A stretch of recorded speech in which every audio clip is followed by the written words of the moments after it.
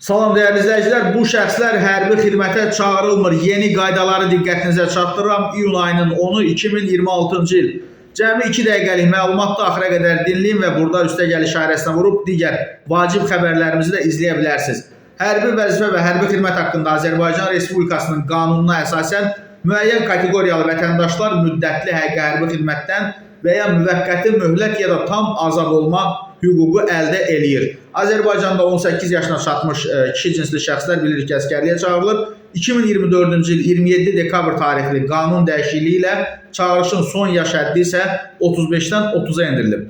Bəs kimlər hərbi xidmətə çağırılmır? Təhsil əsasında möhlətə görə bakalavr tələbələri 24 yaşı tamam olana qədər, magistr tələbələri isə 26 yaşı tamam olana qədər xaricdə təhsil alanlar da daxil olmaqla əyani təhsil aldıqları müddətdə çağırışdan möhlət hüququ əldə edirlər. Son qanun dəyişiklikləri ilə magistratura səviyyəsində təhsil alan şəxslər üçün də yaş həddi dəyişdirilərək 26 yaş müəyyən edilib.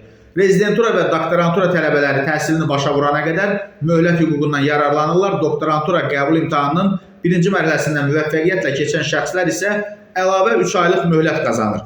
Tam orta təhsilini başa vurmamış, məsələn, sinifdə qalmış, məktəbə gec getmiş şəxslər isə 20 yaşına qədər deməli möhlət hüququna malikdirlər. Ailə vəziyyətinə gəlincə, möhlət hüququ bir neçə halı əhatə edir. Başqa övladı olmayan, birinci qrup əlil valideynin yeganə övladı olan çağırışçılar, 3 və daha çox uşağın atası olan şəxslər, birinci qrup əlil həyat yoldaşına qulluq eləyən kişilər, habelə 18 yaşa qədər və ya birinci qrup əlil qardaş və ya bacısına baxan, onları saxlaya biləcək başqa ailə üzvü olmayan şəxslər bu hüquqdan yararlana bilərlər. Qanunun yenilənmiş redaksiyasına əsasən ailə vəziyyətinə görə verilən möhlət 30 yaşa qədər qüvvədə qalır. Bu yaşa çatana qədər möhlət hüququnu itirməmiş şəxslər dinc dövrdə müddətli həqiqi hərbi xidmətdən azad edilərək ehtiyata keçirilirlər. Sağlamlıq vəziyyətinə gəlincə, tibbi müayinədə müvəqqəti yararsız hesab edilən şəxslərə hər dəfə 1 ildən çox olmamaq şərti ilə ümumilikdə 3 ilə qədər möhlət verilə bilər. Həm dinc, həm də müharibə dövründə hərbi xidmətə tam yararsız hesab olunan şəxslər isə hərbi qeydiyyatdan ümumiyyətlə çıxarılır.